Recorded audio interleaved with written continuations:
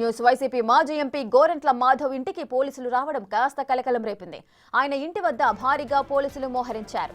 దీంతో ఆయనను అరెస్ట్ చేసేందుకు వచ్చారా అనే అనుమానాలు మొదలయ్యాయి. అయితే ఆయనకు నోటీసులు ఇచ్చేందుకు విజయవాడ సైబర్ క్రైమ్ పోలీసులు వచ్చారని తేలింది. మార్చి 5న విచారణకు హాజరు కావాలంటూ నోటీసులు అందించారు పోలీసులు.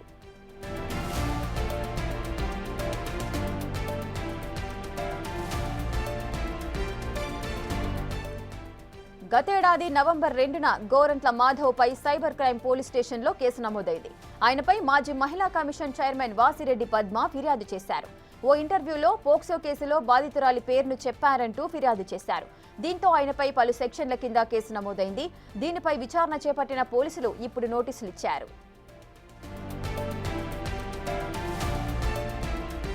మీడియాలో ప్రభుత్వానికి వ్యతిరేకంగా మాట్లాడినట్లు మీడియాలో వాళ్ళు కేసును రిజిస్టర్ చేయడం జరిగింది. ఆ కేసులో ఈరోజు నోటీసులు తీసుకుని రావడం జరిగింది. 5వ తారీఖు నాడు పోలీస్ స్టేషన్కి, విజయవాడ పోలీస్ స్టేషన్కి రమ్మని ఆ నోటీసులో సారాంశము. నేను నా లీగల్ అడ్వైజర్ల ద్వారా కానీ కోర్టు ద్వారా కానీ ఖచ్చితంగా న్యాయం పొందుతానని నేను ఆశిస్తున్నాను. ఇప్పటికే పోసారి అరెస్ట్ అయ్యారు, వాళ్ళ వంశీ అరెస్ట్ అయ్యారు. నెక్స్ట్ టార్గెట్ గోరంట్ల మాధవేనా? వాళ్ళు ఎవరిని అరెస్టు చేసినా ఈ రాష్ట్రంలో వైఎస్ఆర్ కాంగ్రెస్ పార్టీ అదిరేది లేదు, బెదిరేది లేదు. ఖచ్చితంగా వాళ్ళు అరెస్టులు చేసే కొద్దీ ఇంకా ప్రజలలో ఈ ప్రభుత్వం పట్ల, ఈ కూటమి ప్రభుత్వం పట్ల వ్యతిరేకత పెరుగుతుంది. కానీ ప్రజల్లో ఎలాంటి సానుకూల స్పందన ఈ ప్రభుత్వానికి రాదు అని సందర్భంగా తెలియజేస్తున్నారు. ఒక మానవత్వం ఉన్న మనిషిగా చెప్పండి, మా ఇంటర్వ్యూలో బాధితుల పేరు చెప్పొచ్చా మనం మామూలుగా బయట? సరే, అకార్డింగ్ టు లా ఎవరు చెప్పనంత వరకు, ఎవరు డిస్క్లోజ్ చేయనంత వరకు, ఎక్కడ కూడా పేపర్లో కానీ సోషల్ మీడియాలో కానీ ఆ పేరు రానంత వరకు ఎవరు దాన్ని ప్రస్తావించినా అది తప్పవుతుంది. అది నాకు కూడా తెలుసు. ఆల్రెడీ ఈ పేర్లను ప్రింట్ మీడియాలో, సోషల్ మీడియాలో అవి బహిర్గతం అయిన తర్వాత, దానిపైన డిస్కషన్ చేసిన తర్వాత ఎవరైతే ఆ బాధిత బాలికలు ఉన్నారో ఆ బాలికలకు జరిగిన అన్యాయాన్ని జస్టిఫై చేయండి దీన్ని అనే క్రమంలో ఆ ముద్దాయిలను, తర్వాత ఆ అమ్మాయిల పేర్లను కూడా ప్రస్తావించినట్లు నాకు నోటీసు ఇవ్వడం జరిగింది. ప్రస్తావించారు సార్ మీరు నిజంగానే? ఆల్రెడీ ప్రస్తావించిన దానిలను పలానా పేపర్లో ఈ రకంగా వచ్చింది, ఫలానా సోషల్ మీడియాలో ఈ రకంగా వచ్చింది అని మాట్లాడడం జరిగింది. సరే, ఇప్పుడు అది తప్పైతే ఖచ్చితంగా అదేవిధంగా పవన్ కళ్యాణ్ గారు మాట్లాడడం జరిగింది, చంద్రబాబు నాయుడు గారు మాట్లాడడం జరిగింది, హోమ్ మినిస్టర్ అనిత గారు మాట్లాడడం జరిగింది. వాళ్ళపైన కూడా సేమ్ కేసులను రిజిస్టర్ చేసి ఇన్వెస్టిగేషన్ చేస్తే చాలా సంతోషిస్తాను. నాతో పాటు వాళ్ళు కూడా కోర్టులో వచ్చి సమాధానం చెప్పుకోవాలని నేను కోరుతున్నాను. ఫైనల్గా అరెస్ట్ అయ్యి రెడీగా ఉన్నారా? మార్చి 5 కానీ మిగతా ఎప్పుడైనా కానీ? సరే, దాన్ని ఇప్పుడు అరెస్టు చేస్తారా లేకుంటే బెయిల్ వస్తుందా రేపు నేను ఒకసారి చూసుకుంటా. మళ్ళీ నోటీసును మళ్ళీ ఒకసారి ఈ ప్రెస్ మీట్ అయిపోయిన తర్వాత, ప్రెస్ వాళ్ళంతా పోయిన తర్వాత ఒకసారి చూసుకుంటే నాకు అర్థమైపోతుంది. దాన్ని బట్టి నేను ప్రొసీడ్. ఇక్కడ 80% భయపడేది లేదు. కాకపోతే ఇంటర్వ్యూలు చెప్పిన తర్వాత కూడా అయితే మిగతా వాళ్ళు చెప్పారు, వాళ్ళకు కూడా రష్ చేయాలంటూ కూడా గంటా పదగా గోరంట్ల మాధవ్ చెప్తున్న పరిస్థితి.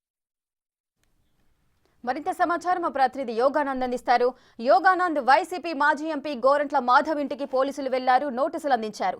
అంటే ఏ విషయంలో ఈ నోటీసులు అందుకున్నారు? దీనికి సంబంధించి గోరంట్ల ఏ విధమైన రిప్లై ఇస్తున్నారు?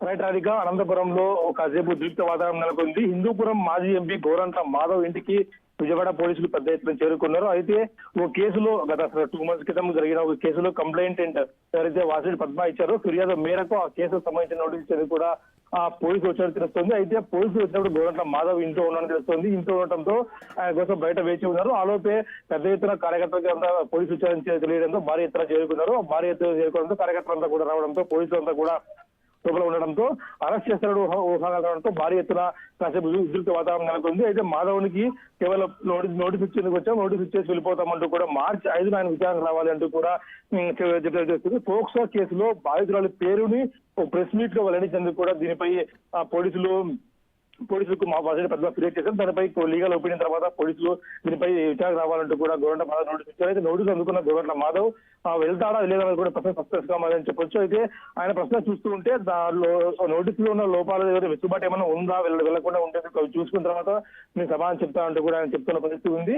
అయితే మాధవ్ అయోధ్య వచ్చి ఒకవేళ విచారణకు హాజరైతే మాత్రం ఆయన అరెస్ట్ చేసే అవకాశాలు ఉన్నాయంటూ కూడా మనకి ఇప్పుడు కూడా తెలుస్తున్న అంశంగా మనకు తెలుస్తుంది. రాధిక, అరెస్ట్ చేసేందుకు తగిన మార్గాలు ఉన్నాయి, కేసులో బలం ఉంది కాబట్టి ఈయన్ను తప్పకుండా అరెస్ట్ చేసే అవకాశం ఉందని ఉన్నట్టు తెలుస్తుంది. అయితే అరెస్ట్ భయపడే పోను, కాకపోతే అందులో ఉన్న రుజువులు ఏమున్నాయి, వెసులుబాటు ఏమన్నా ఉందా అని కూడా లోపల మన న్యాయ నిపుణులతో కానీ ఇతర లీగల్ ఒపీనియన్ తీసుకొని నేను కూడా విచారణకు వెళ్తానని చెప్తున్న పరిస్థితి ఉంది. రాధిక, యోగానంద్ అయితే మార్చి 5న విచారణకు రావాలంటూ కూడా నోటీసులు అందించారు. అంటే మార్చి 5న ఆయన విచారణకు వెళ్తారా, లేదంటే దీనికి సంబంధించి అప్డేట్స్ ఏమైనా ఉన్నాయా? ప్రస్తుతం ఏదైతే ఆ నోటీసు చూసుకున్న తర్వాత ఆ నోటీసుల్లో ఏముంది అన్న చదువుకొని లీగల్ ఒపీనియన్ తీసుకున్న తర్వాత ఆ విచారణకు వెళ్ళాలా వద్దా అనేది కూడా నేను ఆలోచించుకుంటా అని చెప్తున్న పరిస్థితి ఉంది. అయితే ఒకవేళ విచారణకు వెళ్తే మాత్రం ఆయన ఎక్కువగా కూడా అరెస్ట్ చేసే అవకాశం ఉన్నట్టు కూడా మనకు వార్తలు వస్తూ ఉన్నాయి. ఎందుకంటే పోక్సో కేసు అనేటివి అవన్నీ కూడా బెయిల్ రావడం లేదా అరెస్ట్ చేసే ఉండించిన కృష్ణపరంగా కూడుకుని ఉన్నాయి కాబట్టి వీటన్ని తప్పించుకోలేకపోవచ్చు ఆయన వార్తలు వస్తూ ఉన్నాయి. ఒకవేళ అరెస్ట్ అయితే మాత్రం మరొక వికెట్ పడ్డట్టే అంటూ కూడా వైసీపీలో చర్చించుకుంటున్నారు. రాధిక, యోగానంద్ గత ఏడాది నవంబర్ 2న ఈ కేసు అయితే నమోదైంది, కానీ చర్యలు మాత్రం ఇప్పుడు తీసుకుంటున్నారు. దీనికి గల కారణాలేంటి? నవంబర్ 2న ఒక ప్రెస్ మీట్ లో పోక్సో కేసులో ఉన్న బాధితుల పేరును అయితే సుప్రీంకోర్టు దీనిపై రక్షణ ఇచ్చింది. పోక్సో ఎవరైతే ఉన్నారో పేర్లు అక్కడ ఇంటి పరిస్థితి వెల్లడించకూడదు అంటూ కూడా రక్షణ ఇచ్చింది సుప్రీంకోర్టు. దాన్ని ఉల్లంఘించారు ఈయనంటూ కూడా వాసిరెడ్డి పద్మ ఫిర్యాదు చేసింది. అయితే దీనిపై పోలీసులు అప్పుడు కేసు నమోదు చేసినప్పటికీ ఎక్కడా కూడా బయటకు పక్కకుండా జాగ్రత్తలు తీసుకున్నారు. అయితే ఇటీవల లీగల్ ఒపీనియన్ తర్వాత వరుస పెట్టి వల్లభేని వంశీ కానీ పోసాన కృష్ణమురళి కానీ వివాదాస్పద వ్యాఖ్యలు ఎవరైతే చేస్తారో అందరినీ కూడా అరెస్ట్ చేసుకుంటూ వస్తారు. ఆ క్రమంలోనే హిందూపురం మాజీ ఎంపీ గోరంట్ల మాధవ్ కూడా అరెస్ట్ చేసే అవకాశం ఉంది కాబట్టి నోటీసు ఇచ్చి ఆ తర్వాత ఆయన ఒపీనియన్ తీసుకుని అరెస్ట్ చేస్తారంటూ కూడా మనకు తెలుస్తోంది. రాధిక, యోగానంద్ అయితే పోక్సో కేసులో బాధితురాలి పేరు చెప్పొద్దంటూ కూడా లా చెప్తుంది, కానీ తను అయితే ఆ పేరునైతే వెల్లడించారు. ఇప్పుడు ఒకవేళ నిజంగానే ప్రూఫ్ అయినట్లయితే తనకి ఎటువంటి శిక్ష ఉండే అవకాశాలు ఉంటాయి? ఖచ్చితంగా ఆయనకు ప్రస్తుతం అయితే విచారణ క్రమం చెప్పారు. విచారణలో అడిగే ప్రశ్నల గురించి ఆయన టెన్షన్ పడుతున్నో తెలుస్తుంది. ఆ విచారణలో ప్రశ్నలు ఏముంటాయి, అయితే ఆయన మాత్రం దీన్ని డిఫెండ్ చేసుకునేది కూడా కొన్ని మార్గాలకు కూడా వెతుక్కుంటున్నారు. ఏదైతే ఆ పత్రికల్లోనూ ఇతర ఛానల్లో ఏదైతే వచ్చాయో ఆ పేరును చెప్పాను తప్పించి నేను సొంతంగా ఎక్కడ పేరు చెప్పలేదు అంటూ కూడా ఆయన దాన్ని కవరింగ్ చేసుకునే ప్రయత్నం చేస్తూ ఉన్నారు. CM Chandrababu, deputy CM Pawan Kalyan కూడా బాధితుల పేరు అనేక మార్లు వెల్లడించారు. వాళ్ళ పేరు కూడా చర్యలు తీసుకోవాలంటూ కూడా మీడియా ముఖంగా ప్రశ్నిస్తున్నారు. అయితే ఆ శిక్ష ఏదైతే ఉందో దానికి సంబంధించిన విచారణ ఎదుర్కొన్న తర్వాత మనకు తెలిసే అవకాశం ఉంది. Radhika, right, thank you Yoganand, thanks for the details.